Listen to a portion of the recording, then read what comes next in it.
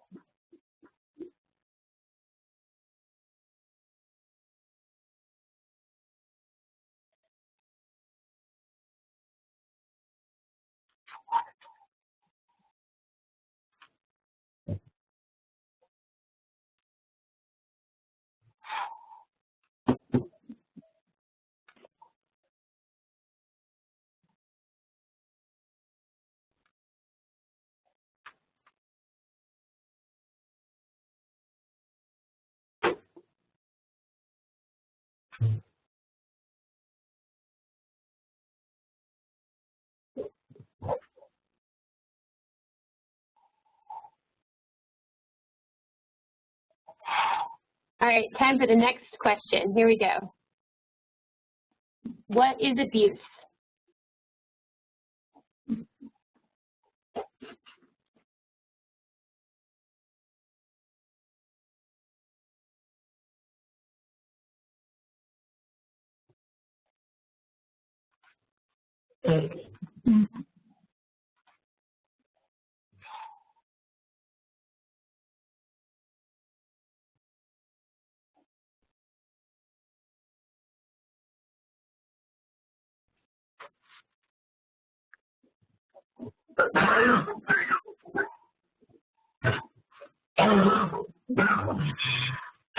You can give it up.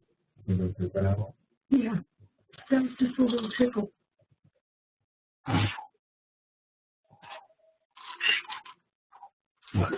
Yeah, good. Are you doing good? Mm-hmm. Won't you?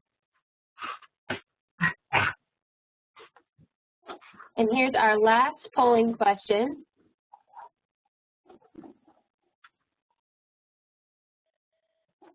Oh.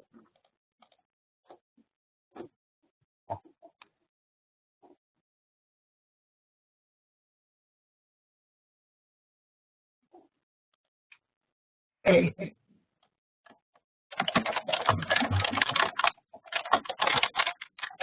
Oh.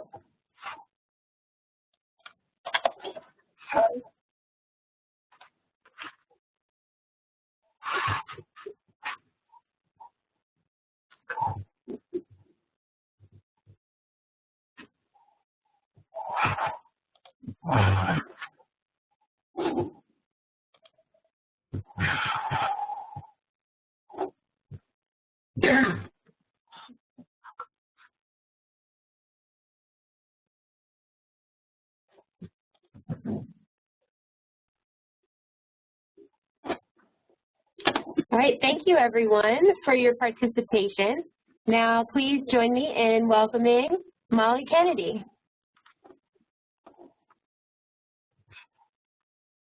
Thank you, Catherine. Thank you to the ARC for hosting the webinar.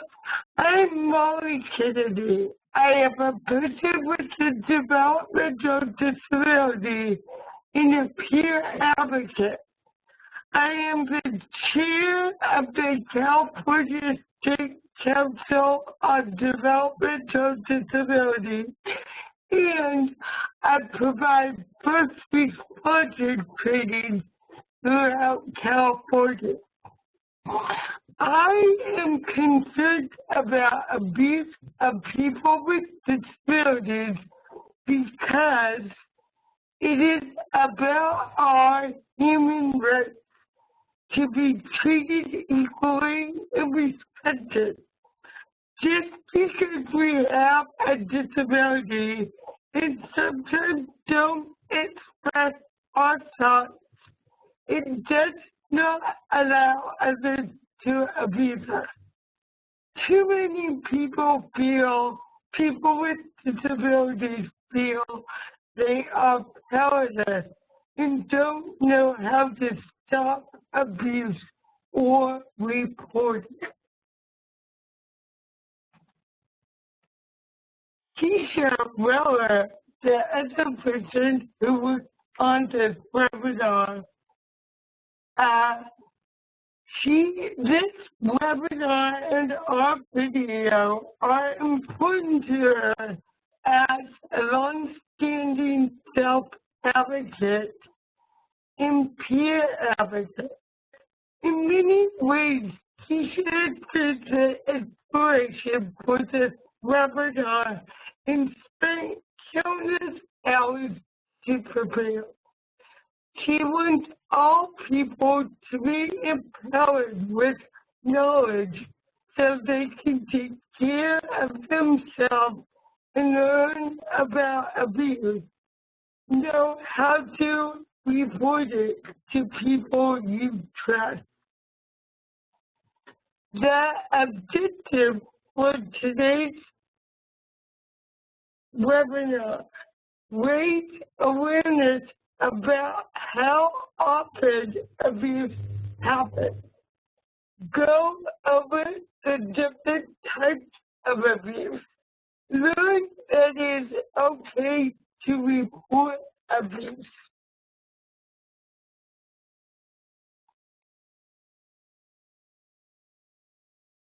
Abuse happens twice as often as crimes against non-disabled people.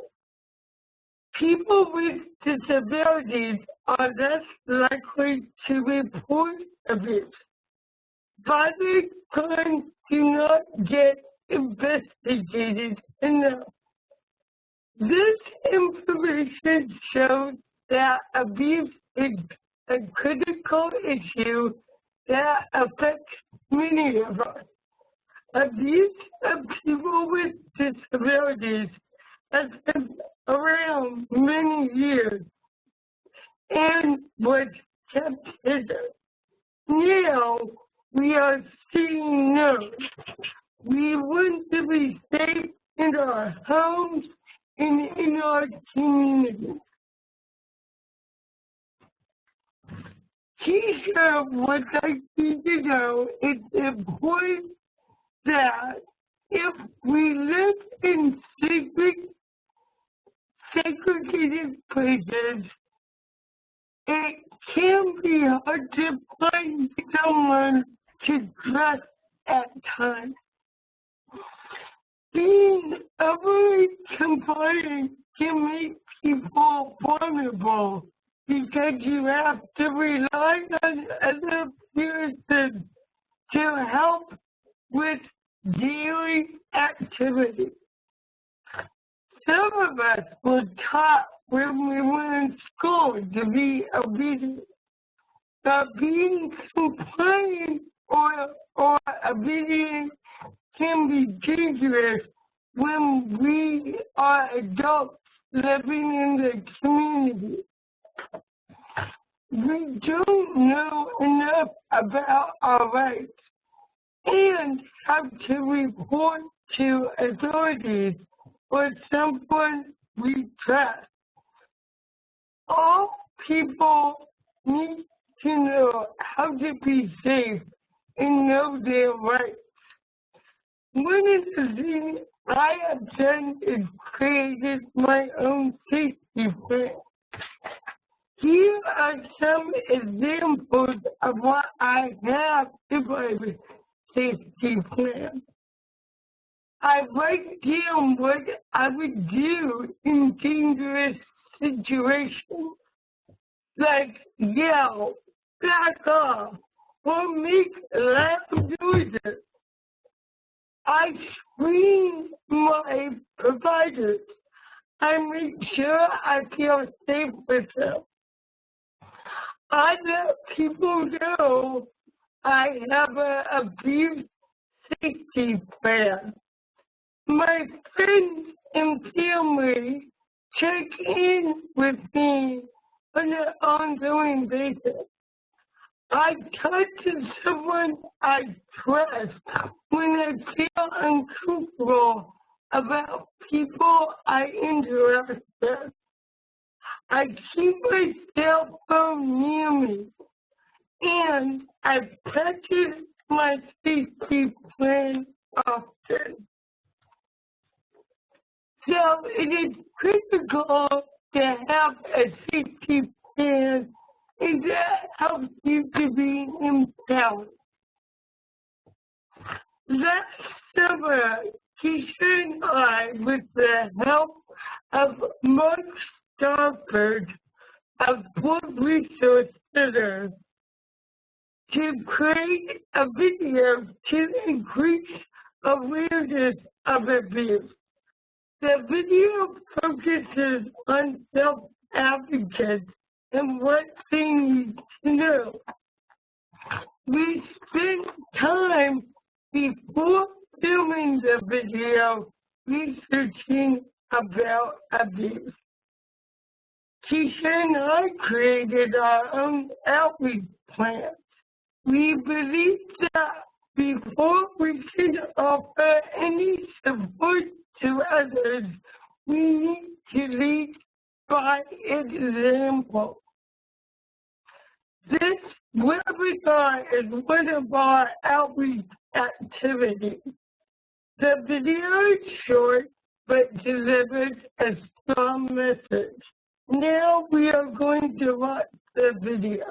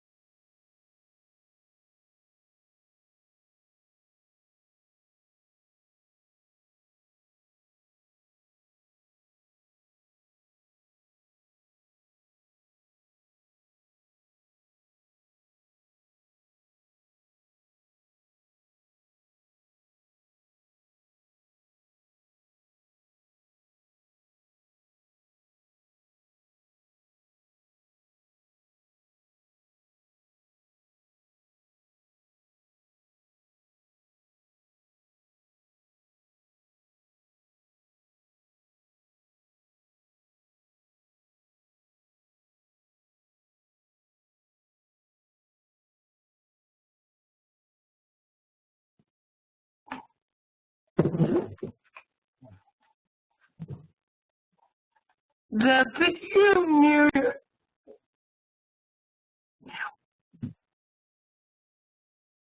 The video narration and pictures tell a story about how abuse is, how dangerous abuse is. Now I will talk about how many of us are affected. 40% of all people experience abuse. This is a huge number who are abused. I was surprised at these high numbers. Then I learned this is a very low estimate. Keisha and I decided to name our video a silent epidemic because so many people have been hurt, but you never hear about it in the national news. We all need to help stop this. It is not acceptable. It's just not okay. It's 2014. As you can see, abuse is a high number. 70% of these crimes are not reported. Even when they are reported, only a small percent get action or attention. People with disabilities are victimized and traumatized repeatedly. People are seen as vulnerable, weak, and won't report. Abusers have not been punished. This information is important to Keisha. There is a misconception that most victims do not know they are abusers. That is not true. Most abuse victims know they are abusers. 90% is made up of people in their everyday lives, such as family, neighbors, bus drivers, care providers. A lot of women with developmental disabilities who are sexually abused sometimes don't believe anything will change if they report. Also, they are not told.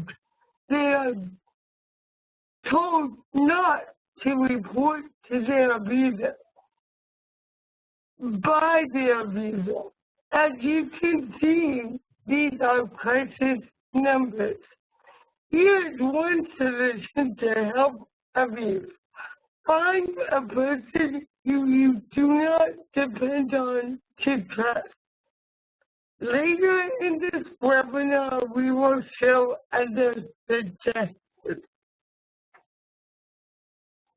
When I get to talk about types, intimidation, when someone acts in a way that causes fear or harm. I have dealt with this type of abuse. I am a member of a community board. I was in a meeting and asked to see background information about a decision we were voting on. In front of the members, I was told I would not understand and they are not going to get time to explain. Even though I had to vote, no one offered me information in plain language.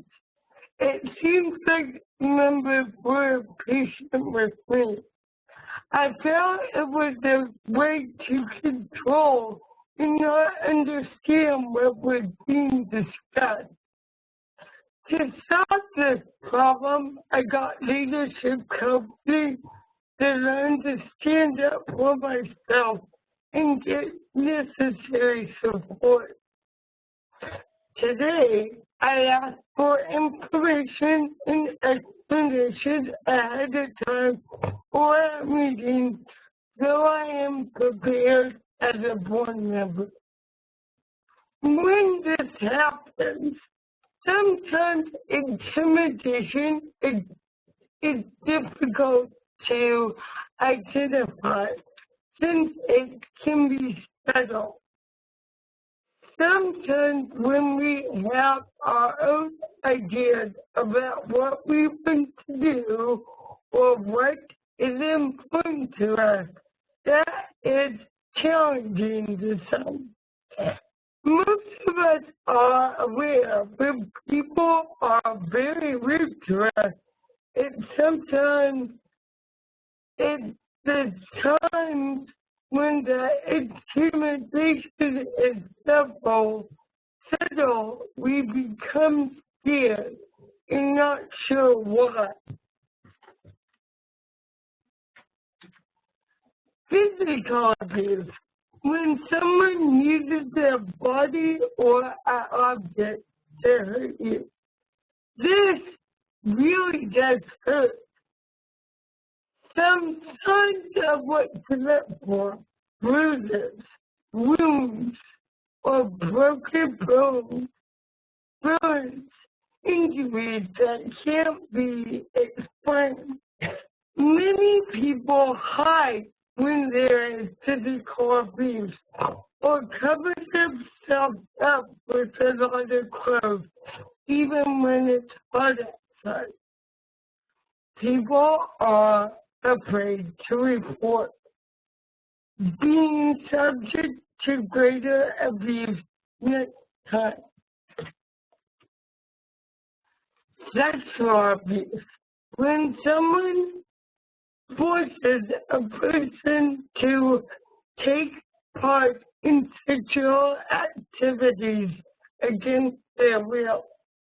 Evidence of abuse can include bruises, scars, pain in sexual body areas. Areas your bathing suit would cover, sometimes called private parts of your body. Sexually transmitted diseases, torn, stained underwear, fear, depression, or another new behavior. These apply to sexual activities that is not consensual, meaning you are forced against your will.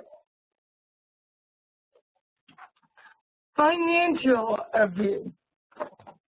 Keisha felt this was very important. When someone takes advantage of your money, many of us live on very little money, just Social Security. At times, people we know will demand or push us to give them money or lend them money when we don't have any to spare. Or be forced to loan to a staff person. This happens to many people with disabilities who are seniors.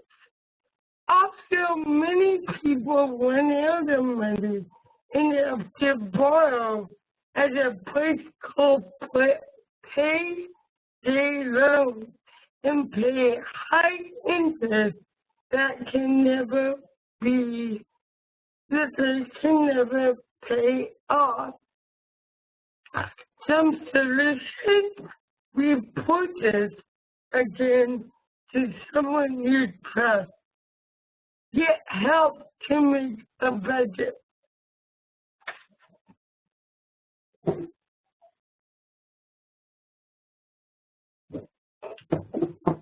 Report abuse. It will not stop if you do not report it. Again, go to people you trust.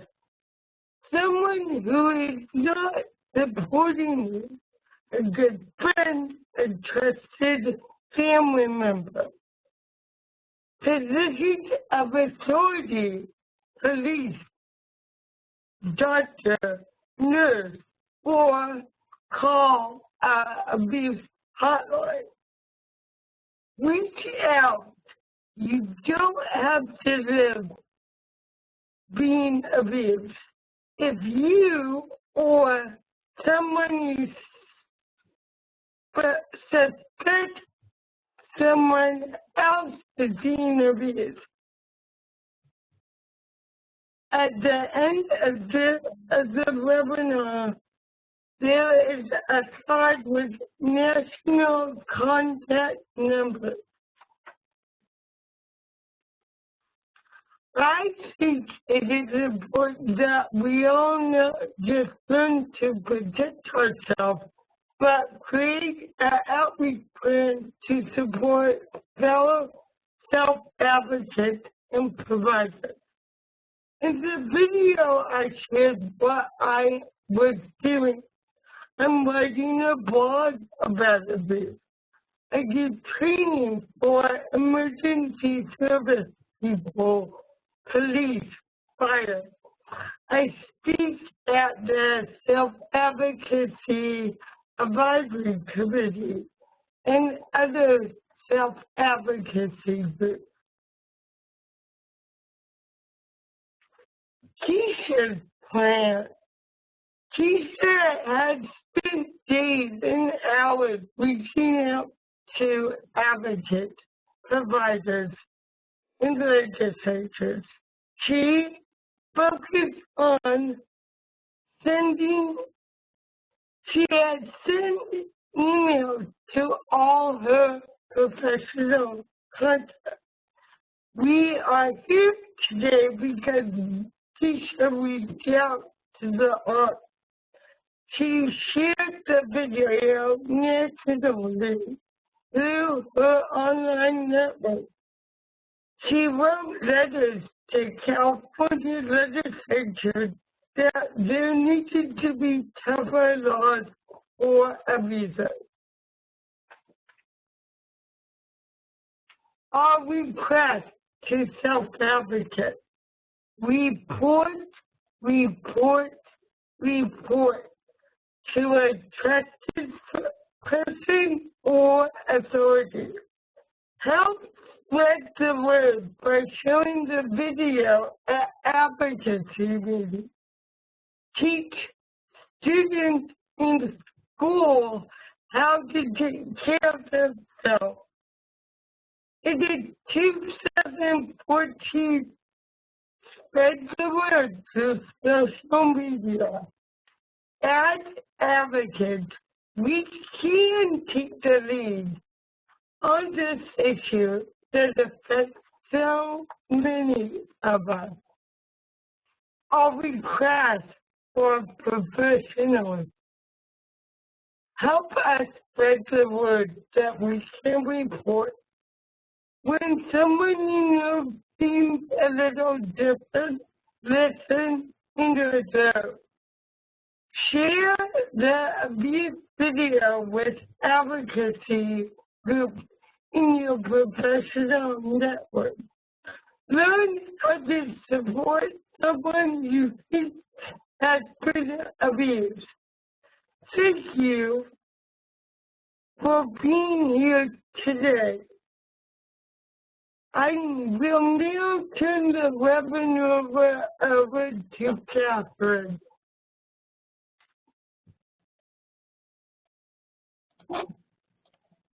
Thank you, Molly. What a great presentation and what good information. So now I'm going to start reading some questions from the chat box and from the Q&A section. And if you guys have questions, you can type them in as well, and we'll ask Molly and get a live response. Also, don't forget that after the webinar, we have a short survey for you to fill out. All right, let's also get our information screen up here. So you can see here, if you or someone you know are abused, report. Call 911 if it's an emergency. That 1-800 number is an abuse hotline that's available nationally. And you can also use our email address down there at the bottom, nccjdinfo@thearc.org. All right, Molly, here's the first question for you. What do I do if a friend of mine is being abused, but my friend is not sure if they should tell on their abuser? What advice should I give them? You should tell your friend that to have the abuse stop, they need to report it. So they could go to the authorities, like police or a doctor, or they could find someone in their family or friends who they trust and ask for help to go report it. That's good advice. Here's another question. Do you think that men with disabilities are just as likely as women to be abused? Absolutely. People with disabilities, whether you're male or female, are more vulnerable to abuse. It doesn't matter if you're a woman or a man.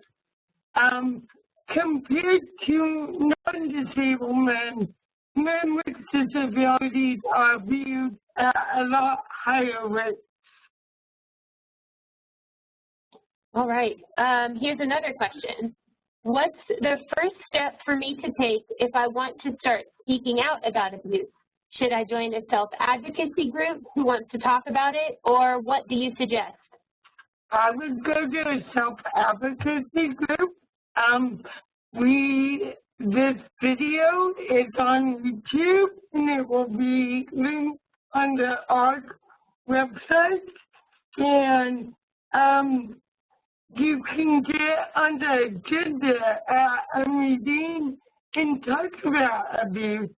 Show this video and talk about it in the public comment time at a meeting too. So yeah, it starts with just one meeting and you're going out and talking about it and sharing. All right. And for those of you that are wanting to see the video, there's a link in the chat box, and then that link will also be on the ARC website. So here's another question. How are people protected from the retribution of the violators, whether they're providers, direct workers, or family? So retribution is when the person that's abusing you keeps abusing you even after you told on them. So they're wanting to know how to get around that.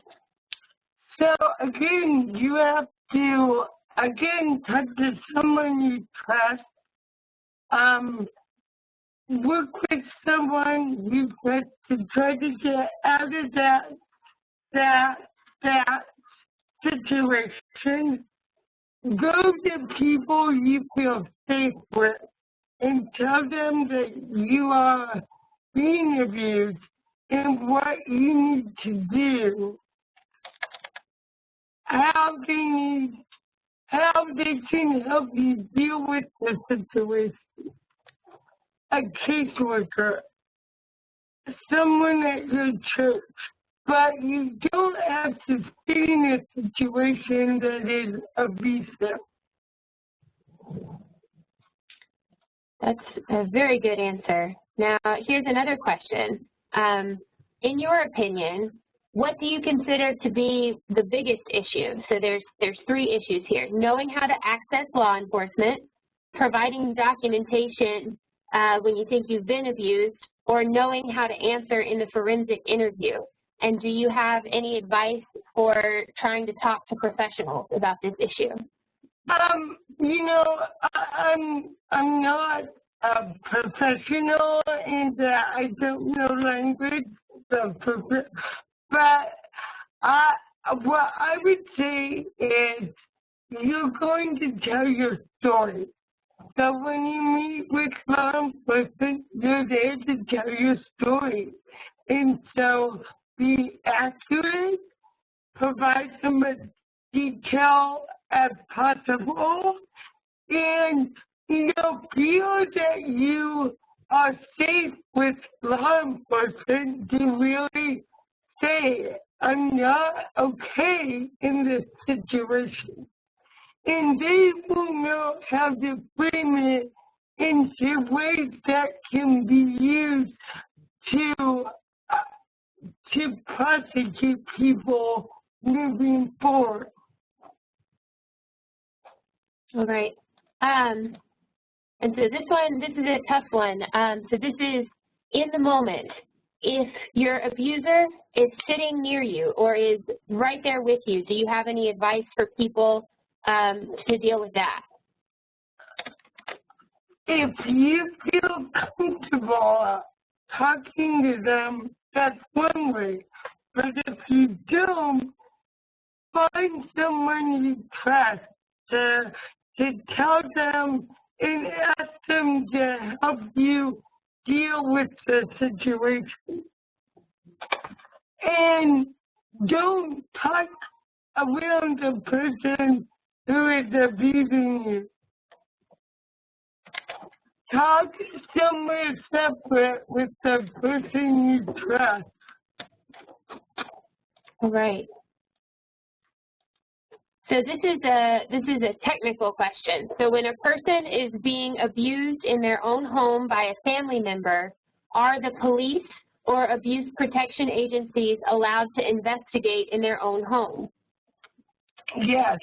And if you call like the Adult Protective Services, which every city and county has, they will come out and investigate what is going on in your house. If you say you're being abused, someone should and has to come out to investigate. And this is a personal question for you. How did you learn so much about this topic, and how did you get started with this work? I just started researching it and learning about it and seeing that it's a critical issue, that people are not being safe. And I feel as people with disabilities, we should not let this happen anymore, and we need to stop it. And that's why I started to work on creating awareness, and that led to a video and now the webinar and all that. Great, And thank you. I want people to be in a safe place. Oh, and we also talked about this at the State Council Self-Advocacy Committee a year ago about being a high priority. All right, if anybody else has any questions, you can type them in the chat box right now.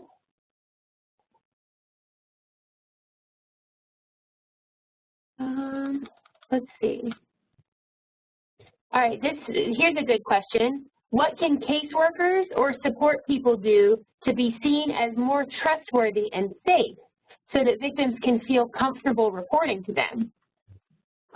I think they should listen and observe and always be aware if something is not, normal with the person, if they're more anxious or not wanting to be around the same caregiver, to follow up why. Always, ask them real, soft questions.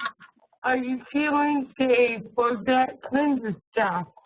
Do not judge their behavior. Try to understand or observe if their behavior is different. All right, here's another question. Do you have any suggestions for how to get law enforcement to take this very seriously? Education. I go out and I touch there along with Get Safe. We educate law enforcement about interacting with people with disabilities and how to communicate with them. And it's really important that we, as people with disabilities, get out there and educate them so they see us as real individuals. It's about this. It's always nothing about us without us. Law enforcement should be educated by people with disabilities and as an expert, but we should be key. All right, here's a good one. Do you plan to make any more PSAs in the future? And what are the future projects that you're working on? Yes, we have to, in the next few months, to start making a video that talks more about financial abuse. It affects so many people with disabilities, the poor, minorities, the elders, and we think this is a critical issue that we will be working on. Okay. Here's someone who was recently at a conference, and they talked to someone that said that the consumers she supports were being abused and she didn't know. And she said it was because she wasn't asking the right questions. What are some questions that support staff and other professionals can ask to see if someone is being abused? It's more not about asking questions, it's observing their behavior. If there's bruises or something that's on their bodies that looks like, how would they get that bruise? And seeing if they're more anxious or depressed, and then saying, what, are you not feeling well? Is something not go right? Those are the ways to kind of engage an individual. And also, if people are more withdrawn than they normally are.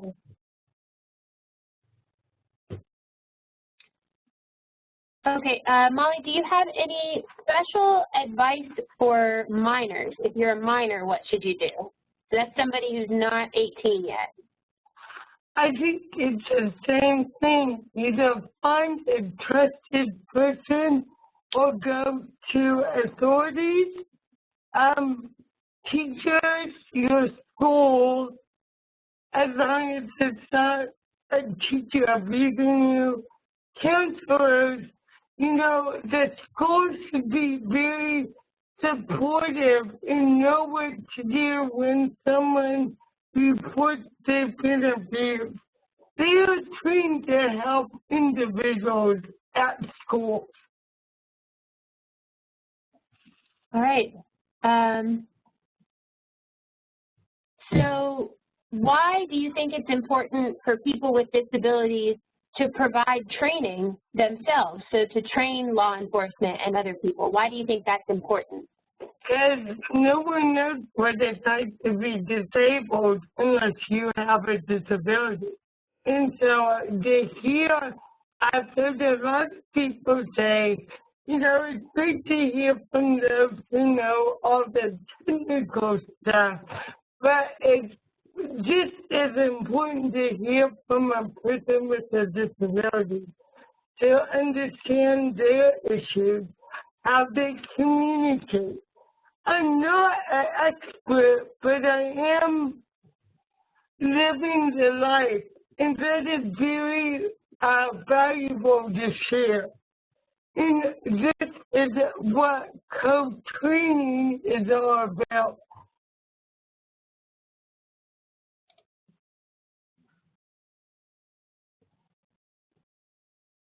All right. Does anybody else have questions? We've gotten a lot of questions in the chat box today. Thank you, everyone, for participating. And if you think of a question later, you can email it to us. Oh, here's a good one. How can you be aware of abuse or fear if an individual is unable to speak or communicate verbally? Again, it goes back to observation. If that person is doing things, if they're acting out more in their way, then it says or it seems something is not right. You need to look at the situation and keep notes and see if it's an ongoing thing. And if it's progressive, they get more frustrated. They get more not feeling like they're engaged like they used to be. All right. I don't think we have any more questions in the chat box right now. So, Molly, do you have any closing remarks for us? I just appreciate everyone's time. I hope they found this valuable, and I hope they will really take this information and use it in their community. We did this webinar in a way that was clear and simple so that it could be used throughout the country. The numbers are too big to be ignored. We have to work together to stop this silent epidemic. Thank you. All right, thank you, Molly. This concludes our program for today, and thank you everyone for participating. This was a great session. So we'll see you next month. We have Dave Whalen, who works with first responders up in New York and is training first responders on how to work with people with disabilities. So if that sounds interesting, you can register at our website. All right, thanks everyone.